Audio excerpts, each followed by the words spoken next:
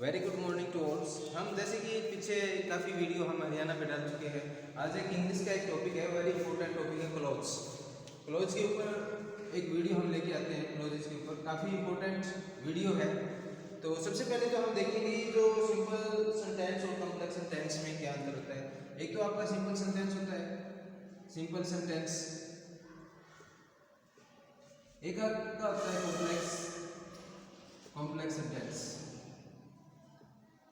Simple sentence और complex sentence. Example के हिसाब से हम देखते हैं कि सिंपल सेंटेंस और कॉम्प्लेक्स सेंटेंस में क्या अंतर हो सकता है। कहने का तात्पर्य I gave him a book, I gave him a book. Very important है, ध्यान से देखना आप। क्लोजेस में है ये सिंपल सेंटेंस है और ये आपका कॉम्प्लेक्स सेंटेंस है। I gave him a book. अगला सेंटेंस में देता हूँ she was playing football, she was playing, she was playing football। उसके बाद में अगेन एक और सेंटेंस मैं आपको देता हूँ, they will help us, they will help us, they will help us। ये तीन सेंटेंसेस मैंने दिए हैं और इसमें आपको ये देखना है कि जितने भी सिंपल सेंटेंस है तीनों के वाक्य में केवल एक ही फाइनाइट वर्ब सिंपल सेंटेंस है और तीनों के वाक्यों में, तीनों जो ये वाक्य आपको नजर आ रहे हैं इनमें एक फाइनाइट वर्ब है, वन फाइनाइट वर्ब। एक आपकी फाइनाइट वर्ब है, वन फाइनाइट वर्ब, यानी कि एक फाइनाइट वर्ब है। इसमें simple sentence is a sentence which has only finite verbs और simple sentence means a sentence. Simple sentence की अभी मैं बता रहा था जो सिंपल सेंटेंस है, कैसी सिंपल सेंटेंस है। जैसे कि सिंपल सेंटेंस में एक ही फाइनाइट वर्ब होती है एंड में subject and predicates.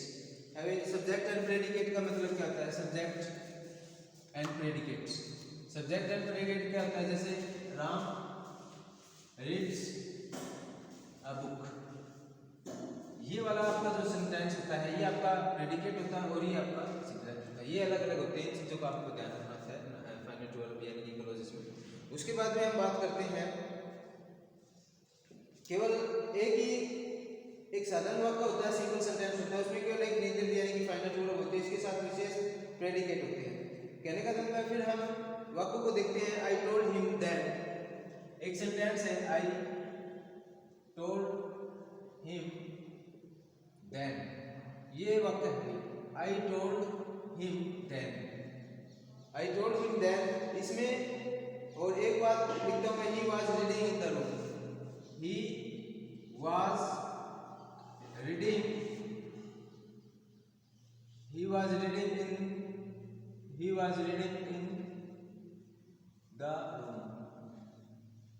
he was reading in the room। ये दो सेंटेंसेस है। इन सेंटेंसेस में क्या है, ये दोनों ही जोड़कर एक प्रकार का वाक्य बनाया जा सकता है। जैसे कि I told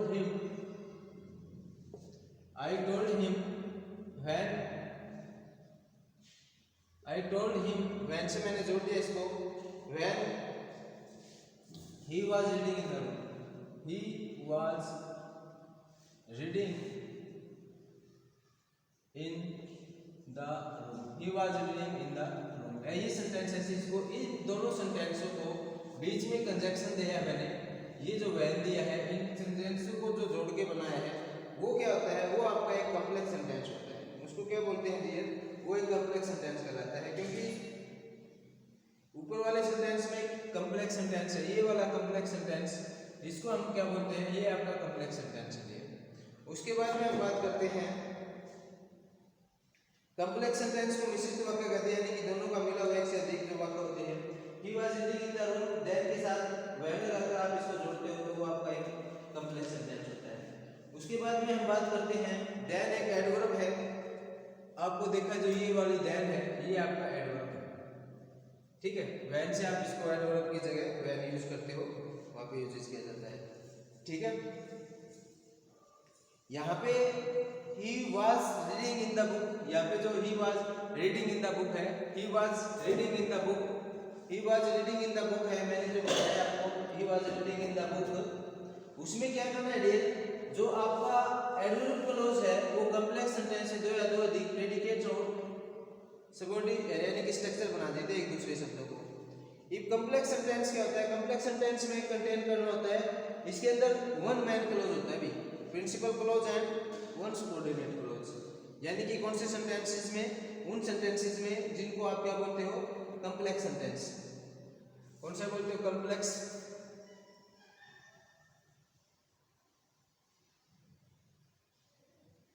कॉम्प्लेक्स सेंटेंस कहने का तात्पर्य ये वाले कॉम्प्लेक्स सेंटेंस। कॉम्प्लेक्स सेंटेंस में क्या होता है? इन दोनों को जोड़ना होता है, क्योंकि कहने का तात्पर्य इसमें प्रिंसिपल क्लोज और सबऑर्डिनेट क्लोज दोनों होते हैं। प्रिंसिपल क्लोज ये वाला आपका प्रिंसिपल क्लोज होता है, और ये वाला जो होता है वो आपका सबऑर्डिनेटेड क्लोज होता है।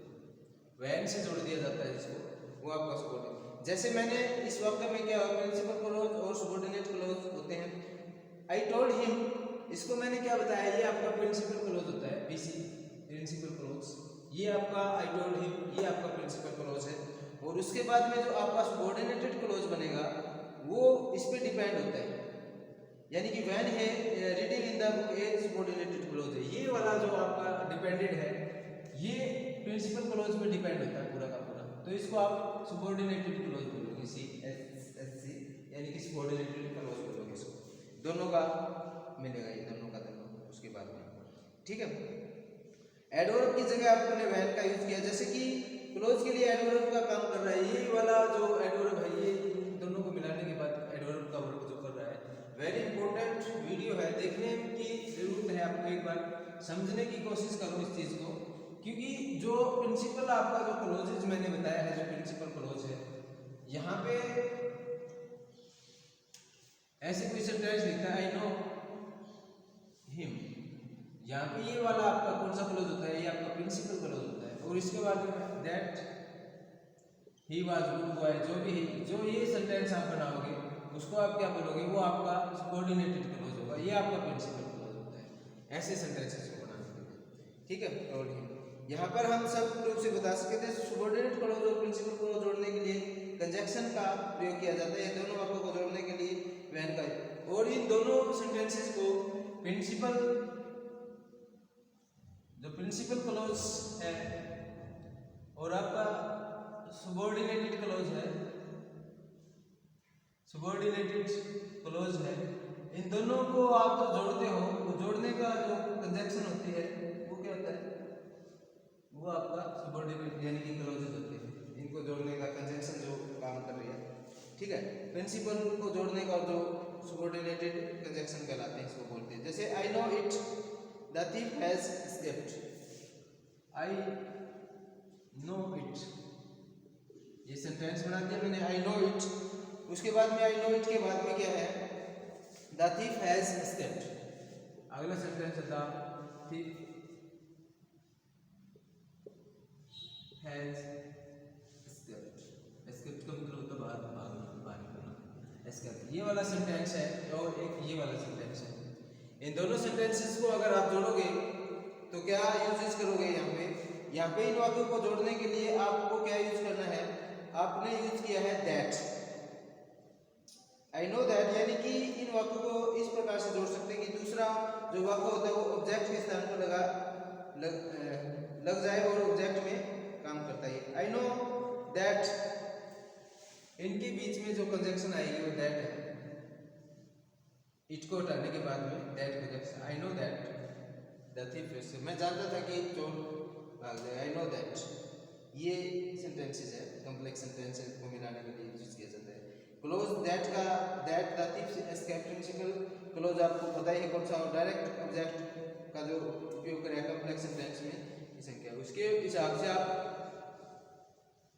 आसान कॉम्प्लेक्स सेंटेंस में क्या होता है? जितनी फाइनाइट वर्ब होती है, यानी कि आपको फाइनाइट वर्ब देखनी है, एक यहाँ पे फाइनाइट वर्ब, जैसे कि एक फाइनाइट वर्ब ये होगी और एक फाइनाइट वर्ब यहाँ पे, ये फाइनाइट वर्ब है, ठीक है। जितनी फाइनाइट वर्ब होगी क्लोज उतने होंगे। अब इसके अंदर आपको क्लोज राइट करना है, यहाँ पे क्लोज दो होगी, और प्रिंसिपल क्लोज ये वाला और ये वाला, और टोटल क्लोज कितने होगी? दो होगी। और आपको इसके बाद में वर्ब देखनी है कितनी वर्ब होती है। उसके बाद में कंजक्शन एक होगी, और एक कंजक्शन यानी कि कंजक्शन एक होगी तो क्लोज कितने होंगे? 2। अगर कंजक्शन 2 होगी तो क्लोज कितने होंगे? 3। ऐसे राइट डाउन करना, बिल्कुल आसान लैंग्वेज में आप समझ रहे हो। कंजक्शन को देखना, जितनी कंजक्शन होगी उससे बड़ा एक, जितनी कंजक्शन होगी, एक कंजक्शन है तो क्लोज कितने होंगे? 2। अगर 2 कंजक्शन होगी तो क्लोज आपके 3 होंगे। एक कंजक्शन बढ़ गई यानी कि क्लोज एक बढ़ के मिल गई। ठीक है। उसके बाद में हम बात करें जैसे नंबर ऑफ फाइनाइट वर्ब होती है, the number of finite verb close is I am writing a book. जैसे कि मैंने लिखा I am writing a book, यहाँ पे जो फाइनाइट वर्ब होती है वो राइटिंग होती है। I am writing a book, I am writing a book, I am writing a book, ये सेंटेंस है। ठीक है। यहाँ पे फाइनाइट जो फाइनाइट वर्ब होती है वो आपकी क्या होती है? ये राइटिंग होती है, ये आपकी फाइनाइट वर्ब। राइटिंग होती है वो आपकी कौन सी वर्ब होती है? वो आपकी फाइनाइट वर्ब, वो आपकी फाइनाइट वर्ब होती है, यानी कहने का तात्पर्य फाइनाइट वर्ब है। ठीक है। उसके बाद में हम बात करते हैं सिंपल सेंटेंस में क्या होता है, जो फाइनाइट वर्ब के बाद में this is a boy who stolen my pen. ऐसे वाक्यों में क्या होता है कि इज फाइनाइट वर्ब होगी और स्टोलन भी फाइनाइट वर्ब होगी। एंड दिस वाक्य में clause this is the boy who stolen pen, who stolen my pen is a subordinate clause है, हु सबऑर्डिनेट कंजक्शन है। कहने का मतलब है this is a boy who stolen my pen, ये सेंटेंस है। अब आपको देखना होता है जैसे डब्ल्यू फैमिली से कनेक्टेड होता है ना, जो डब्ल्यू फैमिली या दैट से कनेक्टेड होगा वो आपका इस साइड में सबऑर्डिनेट क्लोज होगा, ये आपका प्रिंसिपल क्लोज होगा। This is a boy who stolen my pen, यहाँ पे हु क्या है? यहाँ पे हु एक सबऑर्डिनेटेड क्लोज का काम करेगी, यानी कि हु है वो कंजक्शन का काम कर रही है, वो सबऑर्डिनेटेड क्लोज का काम करेगी हु। ठीक है। आपको देखना होगा हु वाला है जो स्टोलन है वो हु में 2 क्लोजेस, यानी कि दिस बॉय। उसके बाद में हम बात करते हैं if you do not strike while the iron is on you can not know. ऐसे वाक्य में सेंटेंस में फाइनाइट वर्ब स्ट्राइक है, इज है, मोड है, एंड इनका हम क्लोजेस बोलेंगे। भाई आपको मैंने पहले स्टार्टिंग में बता दिया जितने कंजक्शन होंगे उतने क्लोजेस होंगे, बातों की बात करनी है। ठीक है। और इसके बाद में इफ या व्हाइल 2 सबऑर्डिनेटेड कंजक्शन होती है, इफ और व्हाइल। इफ और व्हाइल आपकी 2 कंजक्शन, यानी कि इफ और व्हाइल आपकी 2 क्या है? सबऑर्डिनेटेड क्लोजेस के बाद में बात करेंगे हम इफ और व्हाइल सबऑर्डिनेट कंजक्शन।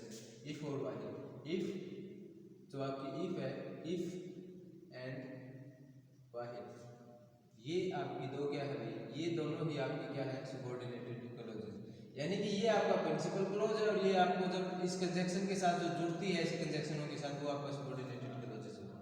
बिल्कुल आसान है, एक बार समझने की कोशिश करो, एक बार समझ लेंगे तो दोबारा कोशिश ही नहीं करनी समझने की। बहुत आसान लैंग्वेज में क्लोजेस करा रहे हैं हम। और अगर कोई भी बच्चे को अगर प्रॉब्लम है तो आप कमेंट द्वारा हमारे चैनल पर राइट डाउन कर सकते हो। जितनी भी मेहनत हम करेंगे उतनी मेहनत अगर आप भी दिखा दोगे तो आपको क्लोज समझ में आ जाएगा। प्रिंसिपल क्लोज और सबऑर्डिनेटेड क्लोज है, दोनों की आपको पहचान कैसे करोगे? अगर ये दोनों क्लोजेस है, प्रिंसिपल क्लोज और सबऑर्डिनेटेड क्लोज है, सबऑर्डिनेटेड क्लोज है, कैसे इन दोनों की आपको पहचान करनी है? कैसे पहचान करोगे दोनों क्लोजेस की पहचान करने के लिए? शॉर्टकट में सबऑर्डिनेटेड क्लोज के पूर्व किसी न किसी सबऑर्डिनेट क्लोज का प्रयोग ही होता है, जबकि एक प्रिंसिपल क्लोज पूर्व किसी कंजक्शन का प्रयोग उक्त नहीं होता है, यानी कि प्रिंसिपल क्लोज में आप कंजक्शन का यूज नहीं कर सकते हो। प्रिंसिपल क्लोज में आप कंजक्शन का यूज नहीं कर सकते हो, कहने का तात्पर्य बिल्कुल। अब देखो उदाहरण के लिए आप मैं प्रिंसिपल क्लोज और सबऑर्डिनेट कंजक्शन और उसके बाद में एग्जांपल देता हूँ। यहाँ पे मैं लिखता हूँ, बिल्कुल आसान भाषा में हम कर रहे हैं, आप ध्यान से अगर करोगे तो अंडरस्टैंडिंग हो जाएगी कैसे कैसे करना, इसी से अंडरस्टैंडिंग हो जाएगी भाई क्लोज क्या होता है, प्रिंसिपल क्लोज क्या, सबऑर्डिनेटेड क्लोज क्या होता है। यहाँ पे मेरा प्रिंसिपल क्लोज है, पीसी लिख देता हूँ मैं, और यहाँ पे मेरा सबऑर्डिनेटेड कंजक्शन है, और यहाँ पे आपका subordinated clause। ठीक है, ये स्ट्रक्चर है मेरा। इस स्ट्रक्चर के हिसाब से अगर मैं बना रहा हूँ, इस स्ट्रक्चर के हिसाब से आप देखिएगा कि मैंने एक सेंटेंस बनाया हूँ, I shall stay here. I shall stay here, I shall stay here. उसके बाद में यहाँ पे जो सबऑर्डिनेट कंजंक्शन मैंने एंटी लगा देता हूँ यहाँ पे, एंटी लगाने के बाद, और उसके बाद मेरा सबऑर्डिनेटेड क्लोज क्या होता है, यू कम, यू कम। ये वाला देखो, अब इस सेंटेंस को आप मिलाओगे, ये आपका प्रिंसिपल क्लोज होएगा। और दूसरे वाला जैसे कि आपको बनाना, I shall stay here until you come, मैं यहाँ पे जब तक ठहरूंगा जब तक तुम नहीं आते। ये आपका प्रिंसिपल क्लोज, इसमें किसी भी कंजंक्शन की जरूरत नहीं होती, लेकिन सबऑर्डिनेट को आपको कनेक्टेड करने के लिए डब्ल्यू फैमिली या एक कंजंक्शन की जरूरत पड़ेगी, यानी कि इंपॉर्टेंट है ये। ठीक है, उसके बाद मैं अगर एग्जांपल देता हूँ ना, कोई भी एग्जांपल देता हूँ, उसके बाद में ये एक बार मैंने सिंपल सा समझाया। उसके बाद में हम अगेन जो हमारी वीडियो आएगी उसमें हम दूसरी जो हमारी वीडियो आने वाली है उसमें हम नाउन क्लोजेस की बात करेंगे। नाउन क्लोज क्या होता है उनका पूरी डिटेल वाइज समझा दिया जाएगा। भाई आज यानी कि वीडियो छोटी इसलिए बना रहे हैं क्योंकि व्यूअर के हिसाब से हमारा जो ज़्यादा बड़ी वीडियो बनाएंगे तो अंडरस्टैंडिंग नहीं हो पाएगी, लेकिन ये छोटी वीडियो मैंने जब भी बनाई है। तो चैनल को लाइक करना है, सब्सक्राइब करना है। Thank you very much.